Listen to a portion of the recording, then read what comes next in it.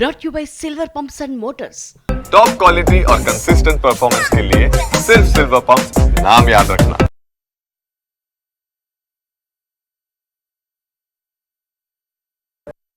ప్రతిపక్షాలు ఈరోజు జరిగిన అఖిలపక్ష సమావేశంలో కొందరు అభిప్రాయాలు చెప్పడం జరిగింది. బట్ అందరూ ప్రేమాపేసి అందరూ కూడా కేంద్ర ప్రభుత్వం తీసుకునే చర్యలకి మద్దతుగా నిలబడతామని చెప్పి అన్ని పార్టీలు ఏకపక్షంగా చెప్పడం జరిగింది. ఇప్పటి వరకు వాళ్ళు చెప్పిన అఖిలపక్ష సమావేశంలో రక్షణ శాఖ మంత్రి గారు చెప్పింది సుమారుగా మొన్న జరిగిన అటాక్లో ఏదైతే 9 కేంద్రాల్లో 9 స్థావరాలపై దాడి చేశారో సుమారుగా 100 మంది వరకు టెర్రరిస్టులు చనిపోయారని చెప్పి అఫీషియల్గా ఇంకా అనౌన్స్ చేయట్లేదు, సుమారుగా అని చెప్పడం జరుగుతుంది.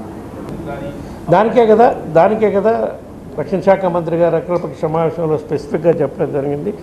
ఆపరేషన్ సింధు నడుస్తుంది, దీన్ని ఇంకా కంప్లీట్ అయినట్టు కాదు అని క్లియర్గా చెప్పడం జరిగింది. అవసరాన్ని బట్టి ఎప్పుడైనా చర్యలు తీసుకోవడానికి అవకాశం ఉంటుందని కూడా చెప్పడం.